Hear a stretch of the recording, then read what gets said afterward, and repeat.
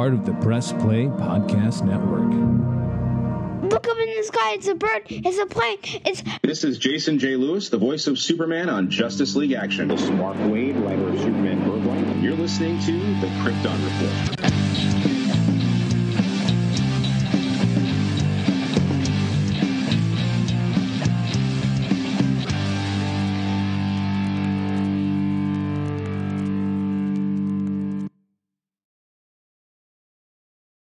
Hey guys, it's Tyler. Just letting you know that this episode's a special.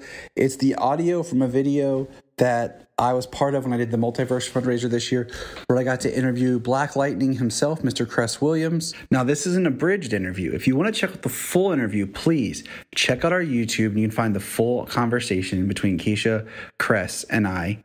Or check out the YouTube for the Multiverse FunRaiser for even more information. With my friend Keisha Acuff here. So go ahead and enjoy. Hello. Oh, hi. Hey guys. I just saw you earlier. Did you? Where did you see me? I've actually been watching reruns of Black Lightning. Oh wow. Okay. You know, shoot, whatever you want to talk about. Everything. Well, okay. We have a comment here from Molly Daniels here. Says, I remember Cress on Beverly Hills 90210 and Living Single. Yeah. She remembers my first two jobs ever. Well, my first two television jobs ever. Before that, I did a small dinner theater play where I actually got paid. So that was, I guess, technically my first professional acting job was dinner theater. But these are my first two television jobs ever. That's going way back. Well, what I find the most fascinating about your IMDb is how many things I had seen you in, but forgot that I had seen you in. And I mean, your career is spanning from NYPD Blue, JAG, Star Trek, Deep Space Nine, Nash Bridges, West Wing, Friday Night Lights, which everyone tells me I need to watch. And of course, Keisha brought up Heart of Dixie. It's very impressive. It's so very impressive. And nothing is the same. Yes. It's like not in the same genre at all. It's like, let's go from this little hometown country thing where I play, a mayor to, hey, I am a legitimate superhero. Right. Like in the next. Right. Yeah. That's on some level it's by design. At least, in my head, it's the type of actor I wanted to be. And when I started studying acting, it was the type of actor I was kind of training to be. And I just been blessed that that's how it worked out, because I get bored, and typically whenever I'm playing something, I'm already thinking about the exact opposite that I want to play. And Hollywood has been cool in the fact that I haven't been pigeonholed into anything. So it's kind of cool. Can you take us back to what made you where did the acting bug strike? Where first, when you were like, this is what I want to do, and you decided to get involved? Yeah, I mean, I would almost say, on some level, I'd almost say since birth, because I don't remember not wanting to do it. My mother, at first reference to me as a baby, she was like, she had two things. She said, first of all, when I laughed, it just made everybody laugh. It was very infectious. And I'm like, okay. But she also said that, no matter what, if I was all over the place, whatever, all you do is turn on the television, and then I was transfixed. And so I always looked at that as a kid, like, oh, that was destiny. But I grew up watching a lot of television, and back in those days there were lots of old movies that were on, and I just soaked up everything, and I just felt like that's what I want to do. And I knew I was a bit strange, because I remember when I was probably 5th or 6th grade, and we had just moved into a new neighborhood, and back then kids actually played outside.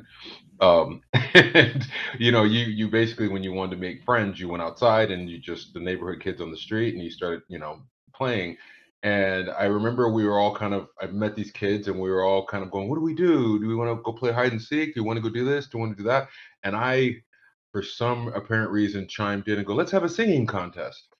And I immediately in my head also knew I was pretty introspective as a kid. I was like, that's strange. Like, that's not normal for me to say that. We didn't have a singing contest, but that was kind of, the first memory I have of myself going, yeah, you're a little different. So Don't worry, none of us here are normal, so yes, we're in the right place. yeah. I don't think really anybody's normal, but It's true. My best friend has a funny story about talking about being a kid on the playground at school singing songs from Les Mis and people just looking at him like, what are you singing? And he's just like singing, "Do you hear the people?" And he's like, "Yeah." He's like, I knew I was a little off. So what is he? Wait, is he an actor, singer, Broadway producer? What does he do? Right now he does music production and started his own studio in Cincinnati. There you go. That's awesome. So I love to hear that. It's just one of those stories that, I pass on to my son because my son is getting really into theater right now. He just auditioned for his second play and he got a pretty significant part for being his second play at school. So nice. What play? They're doing 101 Dalmatians. Okay. Oh, cute. And he got Pongo, and that's what he, wanted. And he just did A Christmas Carol in December. And now he's going to audition for the Knave of Hearts in April. And he's only 8. So this is like him getting started and he's just really excited for it. Oh man, that's beautiful. But it's a great, tool to kind of stretch out. And I mean, just like playing sports, these are all things I think that kids, I was that shy kid as well. So that like my mother, I did choir because I don't know if it's weird growing up. We moved around a lot, and then I don't remember there being a lot of plays in the schools that I went to. Certainly even in high school. Our high school didn't have a theater program, so I was just kind of sitting on my thumbs through most of high school. So, but I did a lot of choir, and even then, like my mother would just be like, you need to smile more, and that was it. And so she knew me as this shy kid. So it wasn't until my junior year of high school, our school had a school talent show every year, and people would try out to be the host, and so I was a host.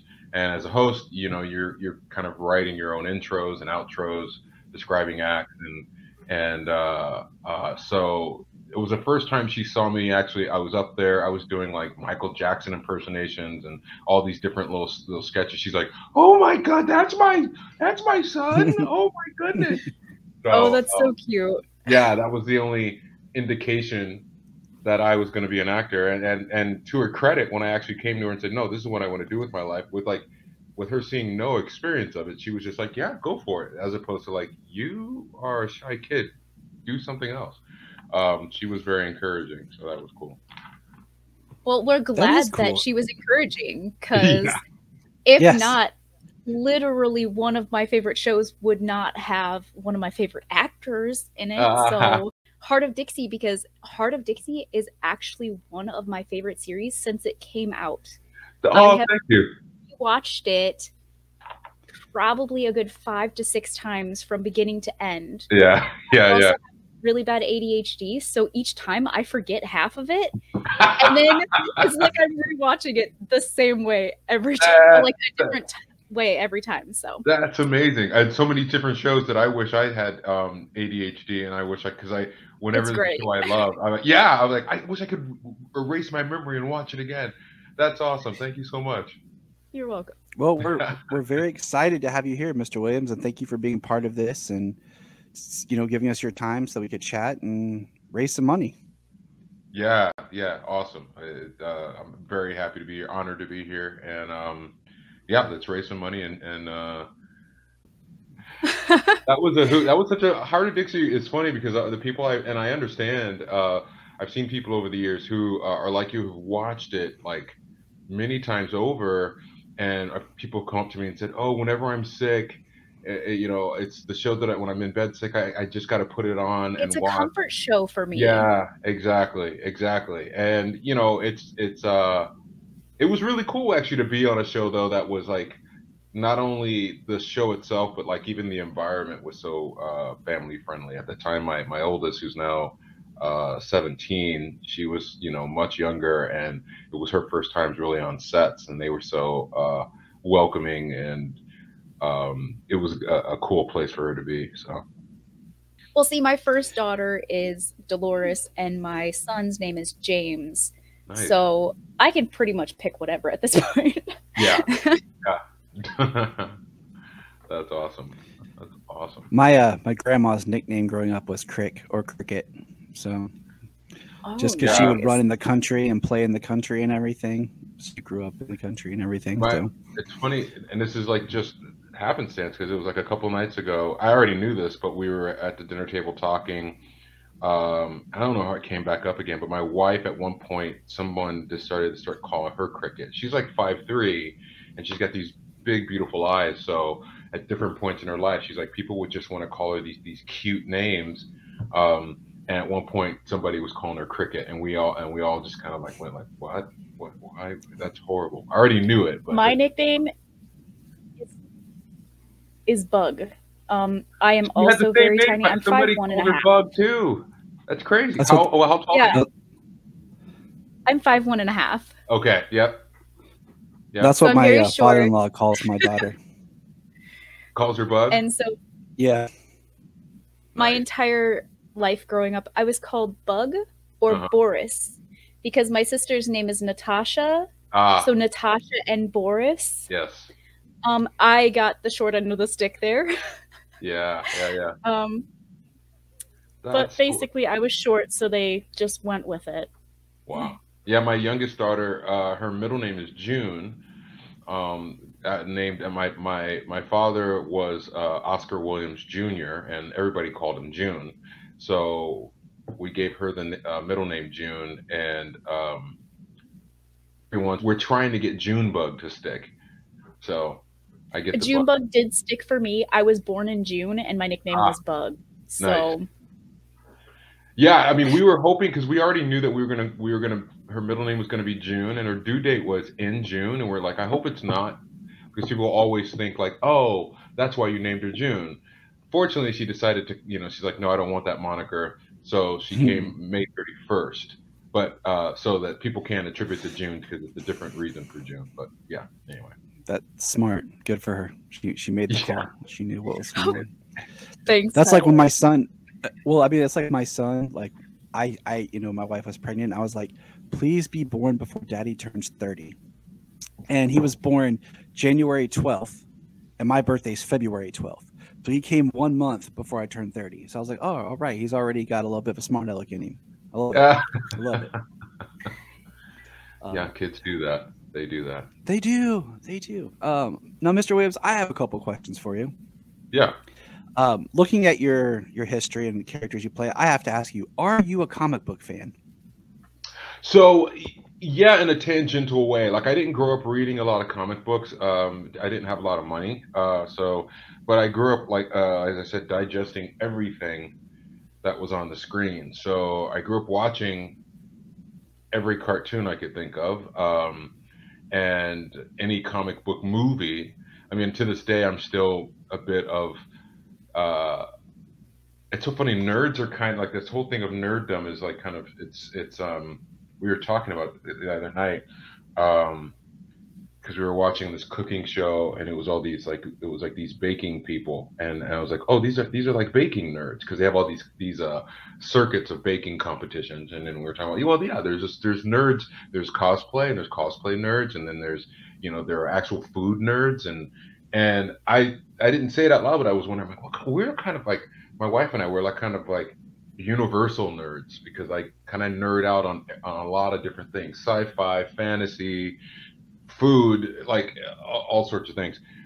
So growing up, I watched everything, from the Super Friends, and anytime we didn't have, back then there wasn't like the genre that it is today, the superhero genre, which is amazing.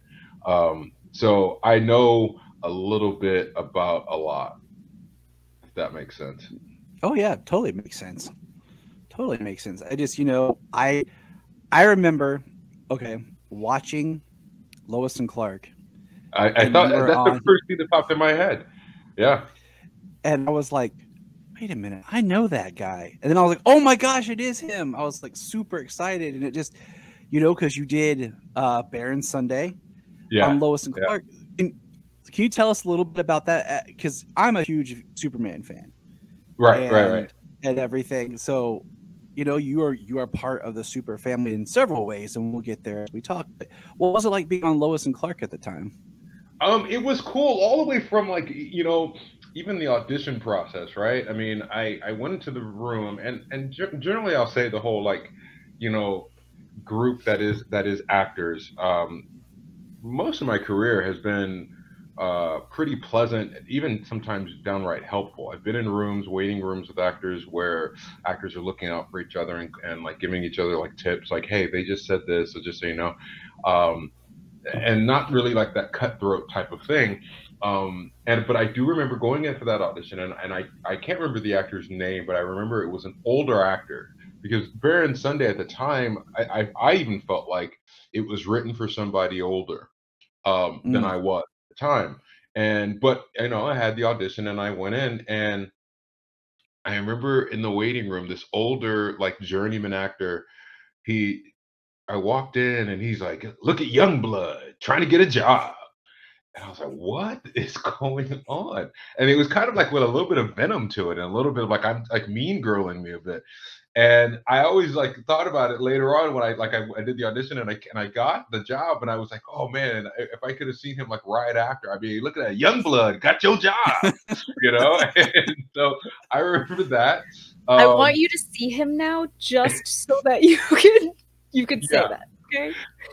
But the job also was so much fun. It was like one of the wonderful things I love about acting is that like you get a role, and depending on the role,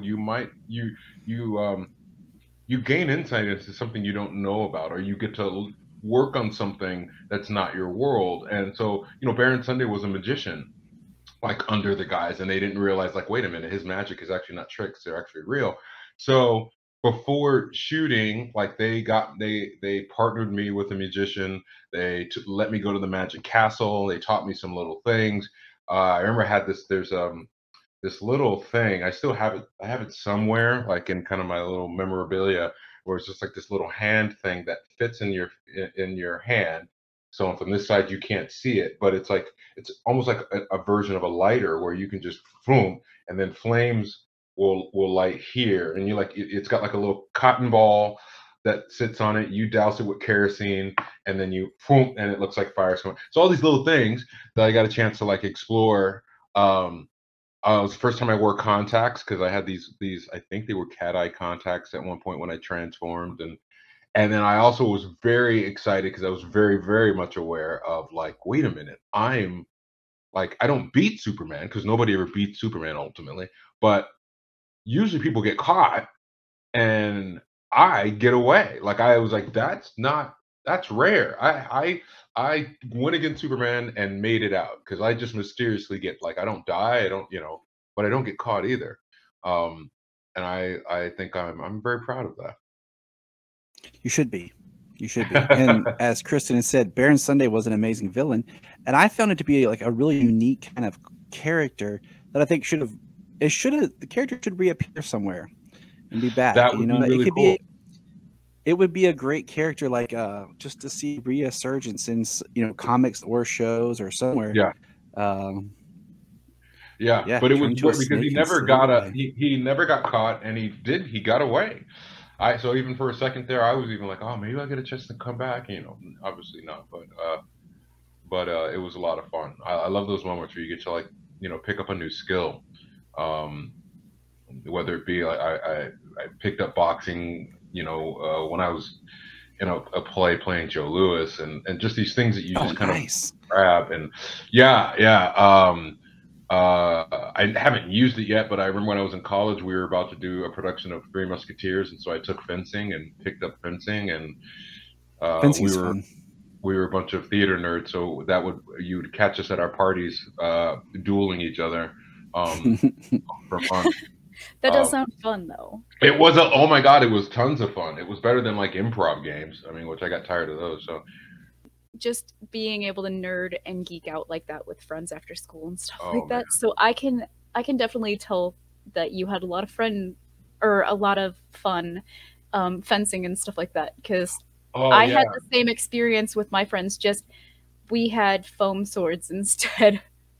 Well, it was only me, and I still have my foil. Only me and a buddy of mine. We each had a foil. I think then people started buying foils, but we only had 2 masks, so it was just kind of a round robin, like loser sits down, next challenger up, and I gotta admit I did pretty well. I'm so tall, and I used my reach in my favor when it came to fencing, but yeah, it's the internet is a crazy thing nowadays. Like like everything, nothing goes away.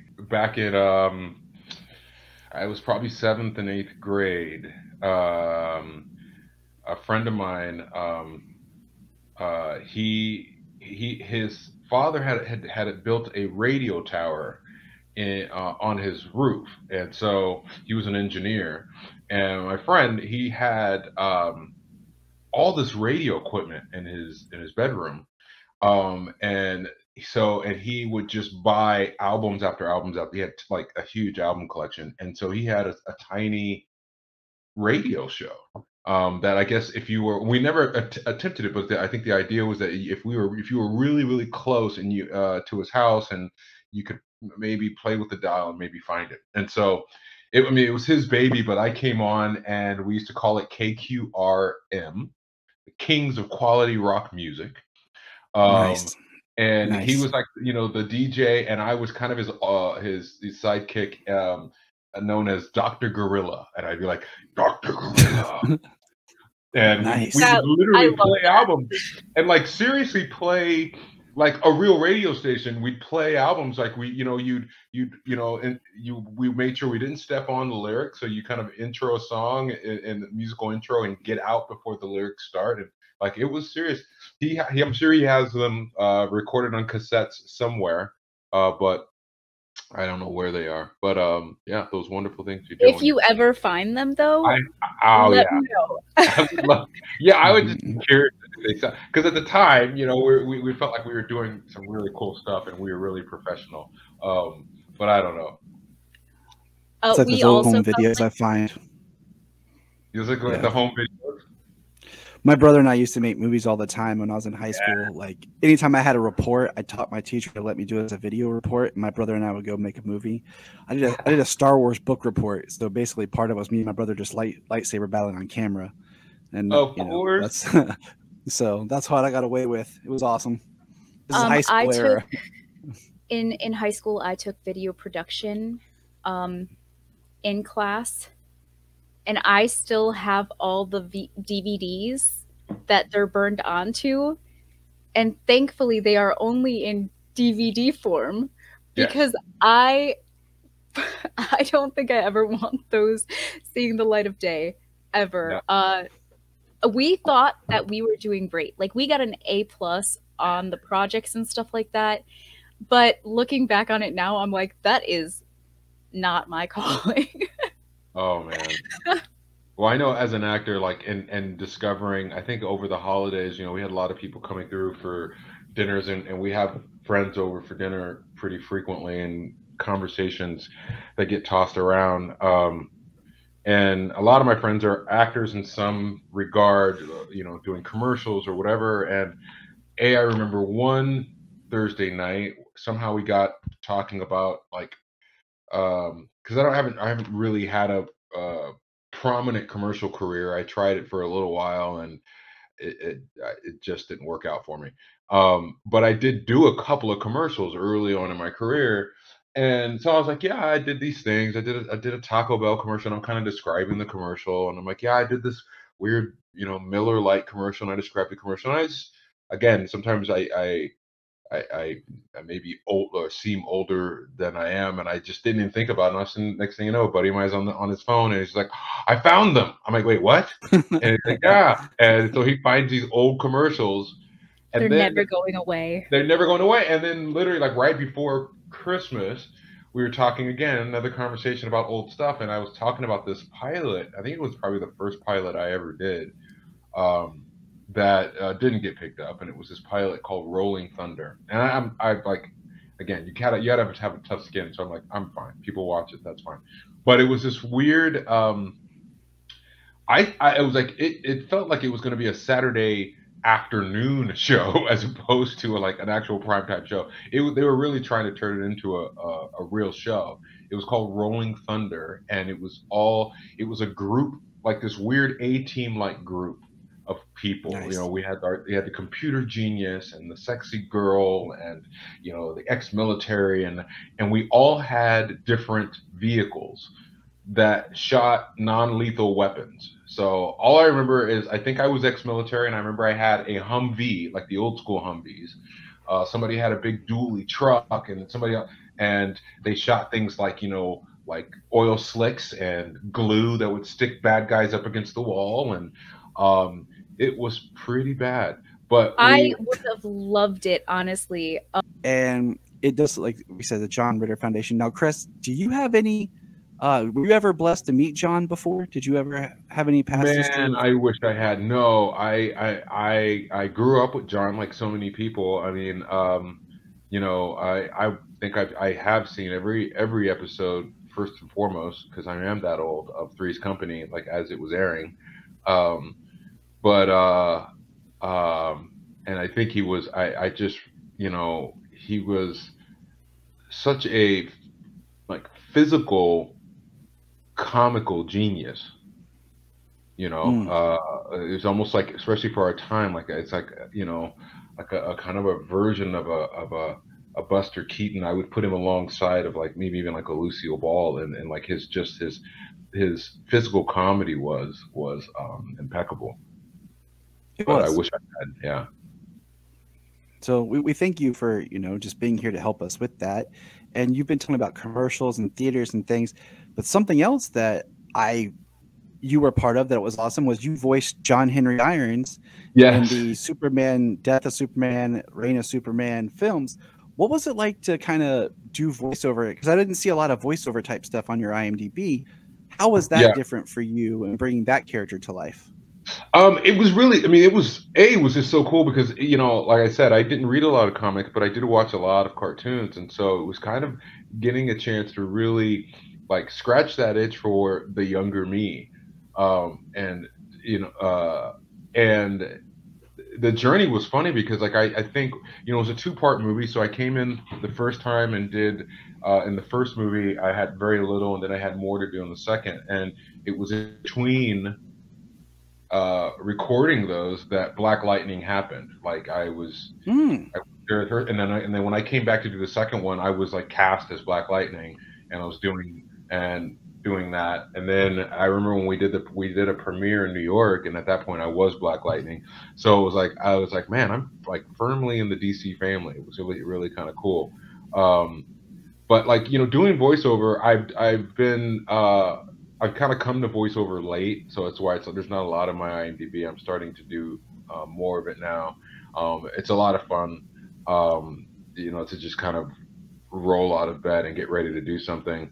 I got a chance. I'm not sure when or where or when it's coming out, but there's like a Marvel kind of anthology animated series that's coming out, and I did a voice in a kind of Wakanda episode, which was a lot of fun because it was also very technical. Like we spent a couple of weeks with a dialect coach to get the precise kind of African accent. They're really distinct about what region and what they want the accent to sound like. So that was kind of taking me back to college days.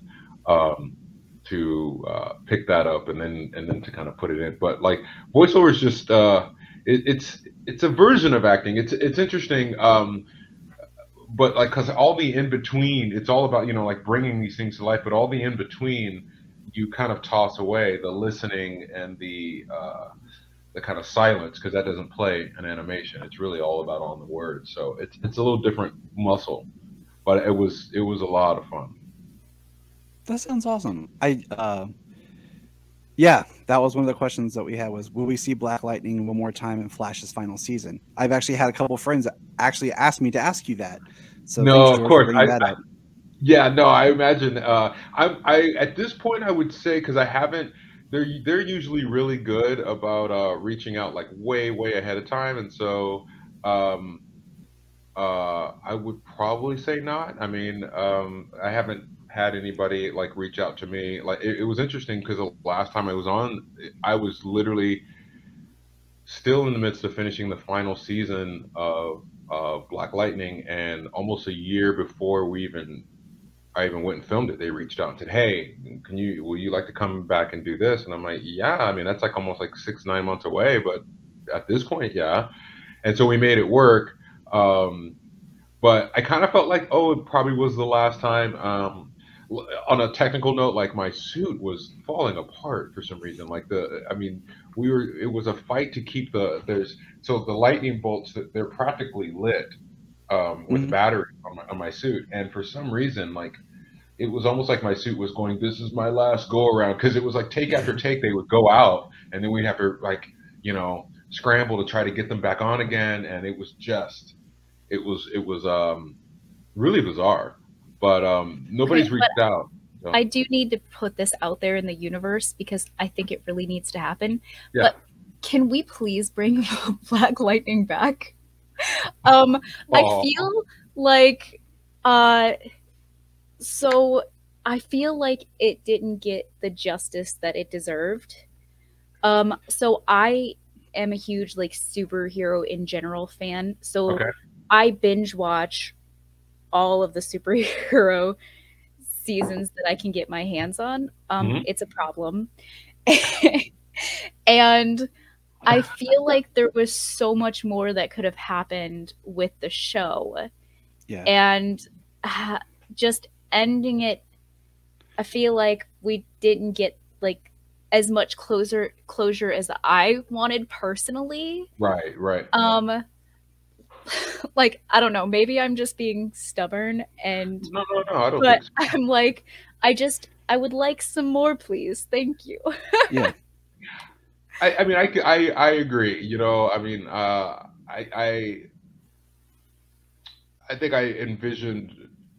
I think we all really envisioned a longer storyline, like a longer run. And there were definitely things that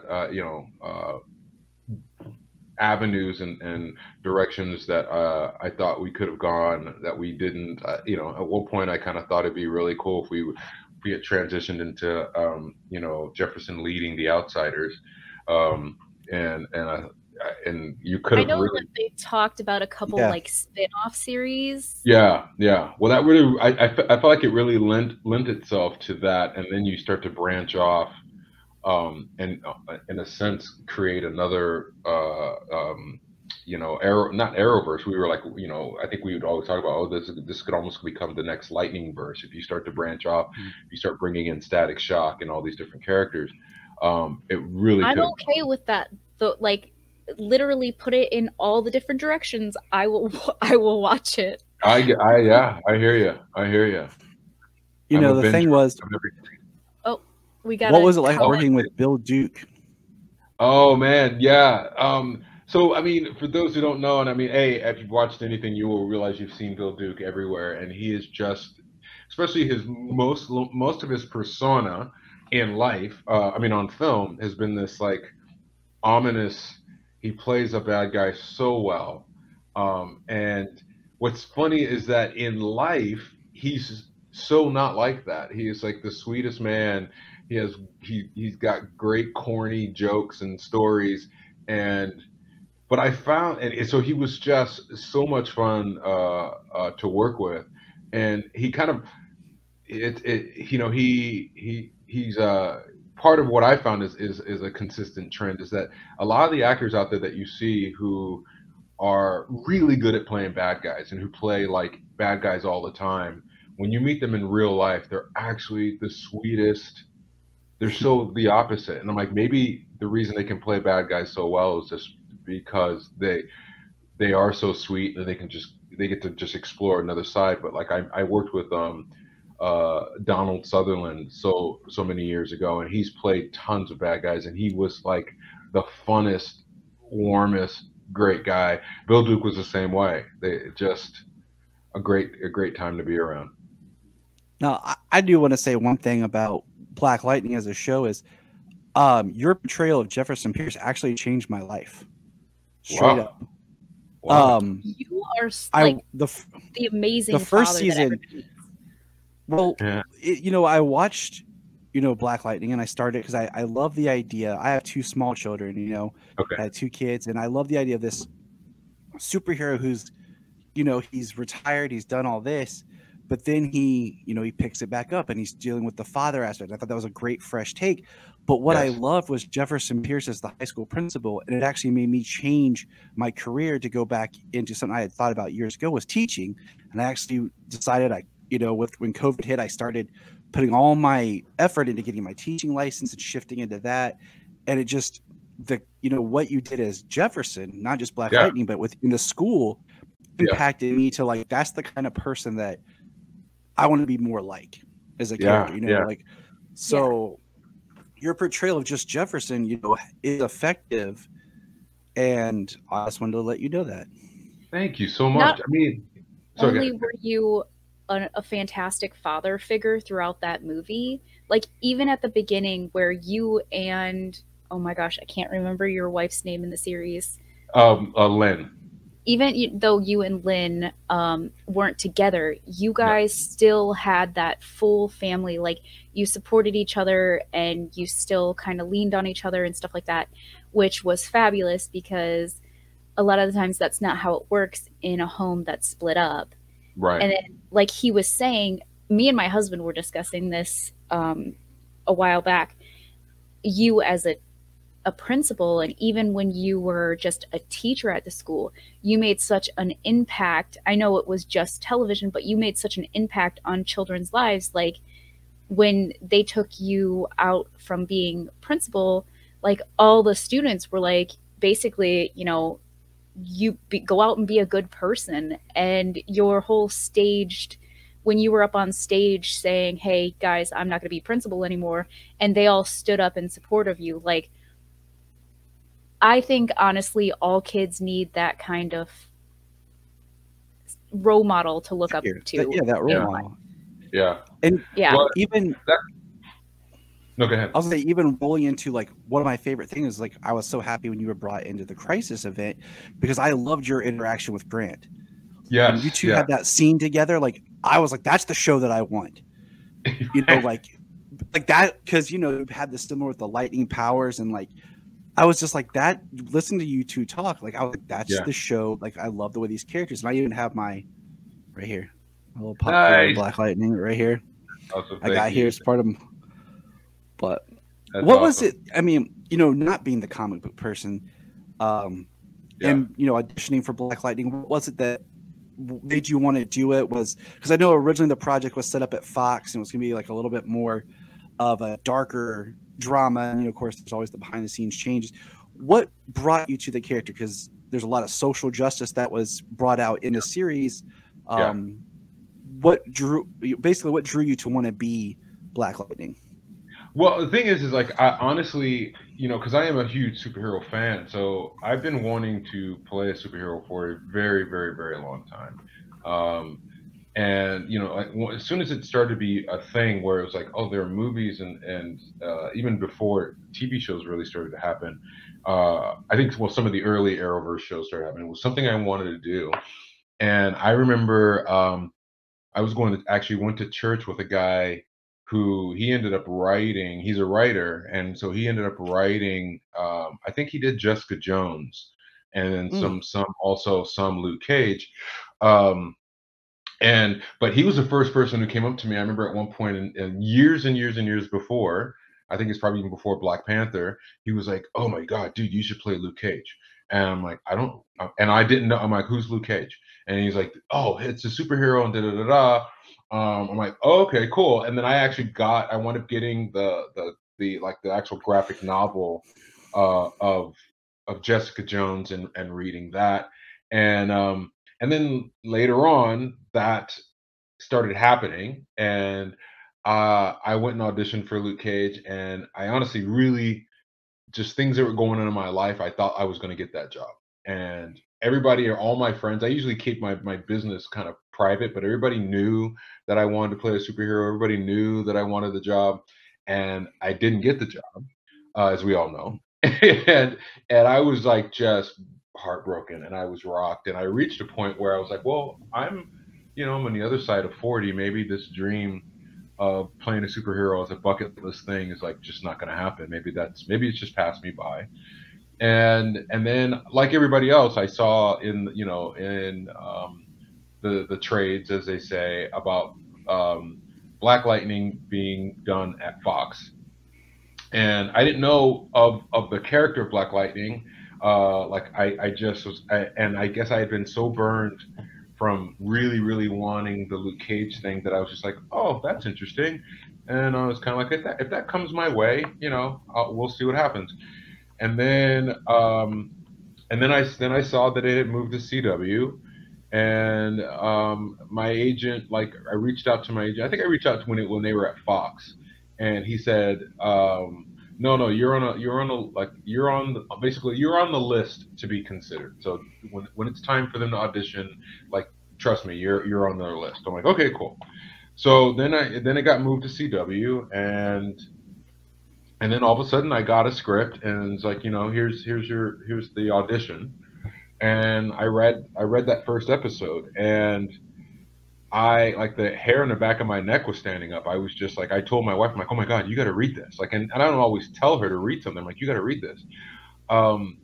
Because I wanted to play a superhero for the sake of a superhero. I didn't know a lot about Jefferson Pierce or Black Lightning. I just wanted to play a superhero. But then when I started reading it, I was struck by how much I was drawn to Jefferson Pierce. Like Black Lightning, of course, but Jefferson Pierce, it was something in me where I was like, I know this guy. And it was I didn't want to say it because I didn't want it to not be true, but I was like, I think I am this guy. And I was kind of I don't think anybody else can do this. I have 3 kids. At the time I had 2. Family is very, very important to me. Education is very important to me. I decided as an actor to go to college, and even at the time I taught on the side. I taught acting for 8 years. So that teacher's mentality, all these things were kind of already inherently in me. And even down to the day that I went to audition, my daughter, my oldest, was in a choir concert that night, and I had 2 auditions that day. I had one at Warner Brothers, and then I had to go all the way to the other side of town to audition for Black Lightning. And I remember I got there, and you're supposed to sign in on a little sign-in sheet, and that's what they usually go by. I got there, and I was so caught up in just practicing and getting ready before going, I forgot to sign in. So suddenly I'm like, oh crap, I forgot to sign in. And since at that point, multiple actors had signed in before me. So I put my name down, and all I could think about was I'm not going to make that concert. I'm not going to make my daughter's choir concert now. So I remember I going in the waiting room. I'm like, hey guys, can I go? Because I got to make this. I got a choir concert. And again, actors are really cool. And they were like, yeah, no problem. And I remember the casting directors we got to get you to that choir concert.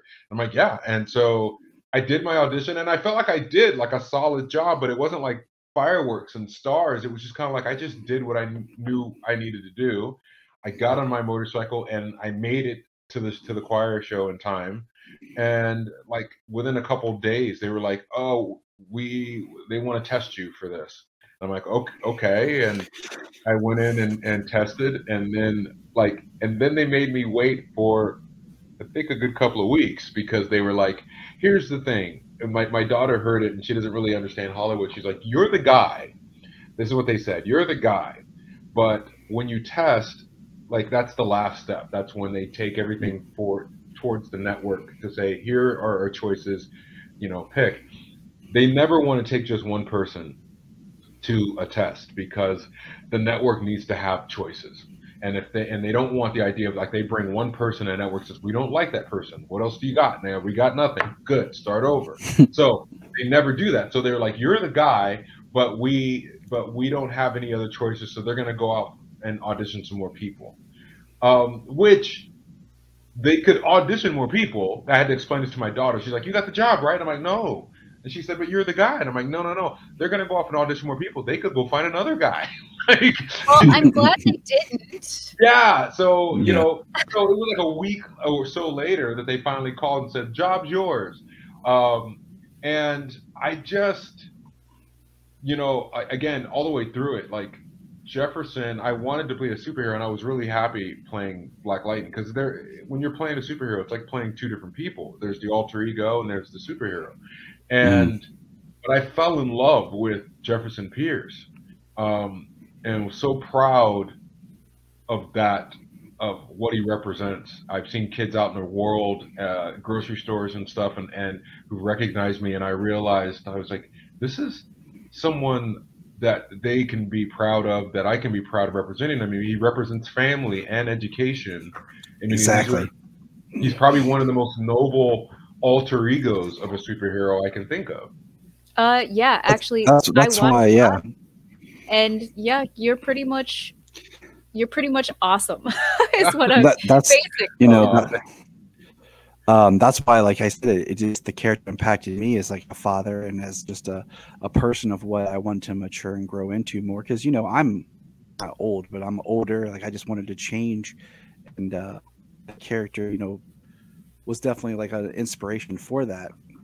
So we do appreciate that. You know, you did Black Lightning. It was a great show, and I was always championing for it, because it was always one of the things that kind of like the show that kind of, I don't say people forgot, but it was just like, sometimes I felt like, you know, with my friends that all watched them, like that was one they did. And I was like, no, you have to watch this one. Like, there's a different feel, tone, niche that it's touching that the other shows aren't hitting. Yeah. And that's what I loved about the show, was more of the family, the father, the aspects that you took. Well, I think that I think, you know, I mean, in hindsight, it's 2020, and people much farther above the food chain than me, I guess, made these decisions. But I think if we had joined, you know, because we were kind of late to the crossovers, and I feel like if maybe a season prior, if we had got into the crossovers sooner, then maybe it could have like opened people's eyes and said, oh, there's this other show. And I agree. I agree. The last thing we want to say real quick, love to talk to you for like 10 more hours. There's so many things that, like, Tyler and I have been talking for a month, trying to, like, what questions do we really want to ask and all this other stuff, and trying to figure out like what the most important things are. And we wanted to talk about What Remains and your newest movie. Oh yeah. But like, man, there's other people waiting, and we keep getting the curtain call, and they're like, hey guys, it's getting close to the hour. Yeah. So do you want to, I can, if I because I don't want people to like not get their questions. If there's questions out there, I'll try to be short. You want to rapid fire some questions? Yes, let's rapid fire this. Funny stories from Never Been Kissed. From the funny stories Never Been Kissed. I mean, well, Never Been Kissed was like, for me, was primarily, I did a lot of improv on the screen. And in a lot of improv, like I remember Drew Barrymore coming in, and she's like, you look so, what did she say? She said, you look so young. How is that possible? And I just kind of improv. I'm like, fresh nuts and berries. I can't remember, but it was just, it was just a lot of fun from an improv standpoint, because I just sat at a blank screen and made up most of that dialogue. What's your favorite movie and why? Oh my God, that's real. That's not possible. It's the hardest question ever for anybody. That is, for a person like me. It's like, no, there's just too many. I mean, I love The Graduate. I love, I mean, obviously The Godfather. Christmas time, I always have to watch The Bishop's Wife, because I'm just a huge fan of Cary Grant. It's just too many. Well, on that note, we really do have to explain. I wish we had time to do all of the comments, because we've gotten so many comments in the comment section. But Tyler, would you like to remind people as to why we're here? And also, Cress, thank you for like literally everything. So thank you so much. It's my pleasure. We are here for the Ritter Rally, raising money for aortic heart health, for heart health. I'm tongue-tied. But yes, Mr. Williams, thank you for being here. It's a pleasure. We wanted to talk about What Remains because it seemed like a very personal film for you. I heard you talk about it a little bit online. And we're running out of time. Like, it's just, you have great conversation with great people. Time goes by, and it feels like you never have enough time for anything. So if you ever want to talk to us, we've got our own shows that we could spin off on. No, I'm kidding. But really, well, I mean, yeah, reach out to my people and as they have, and we'll try to make something work. Yes, and perfect. I'm going to ask that George, because we don't have the technology on our side to play the video, but we do have a video explaining why we're here. And yeah, Tyler, thank you guys for being awesome. No, thank you for joining us. Thank you for being here, Cress. Thank you. It was nice meeting you, Cress. Nice meeting you. Hope I'll see you guys again soon. Bye. Yes. Bye. Look up in the sky. We just want to say, if you've enjoyed this podcast, please check out other podcasts on the Press Play Podcast Network. If you are like Tyler and James and can't get enough super talk, check out these other podcasts. Digging for Kryptonite, Supergirl Radio, The Last Sons of Krypton, The Superboy Legacy Podcast, All-Star Superfans, Superman the Animated Podcast, The Aspiring Kryptonians, Always Hold On to Smallville, The Geek of Steel, and Truth, Justice, and Hope. Remember to check out Krypton Report on all social media platforms. Go to linktree.com/Krypton Report. You find out all of our information. $1 a month. You'll get extra special content that you don't get on the main show, like movie commentaries and whatever else comes out of our mouths. So check it out, patreon.com/Krypton Report. This is Dan Jurgens, and if you want to have a good time, keep listening to the Krypton Report.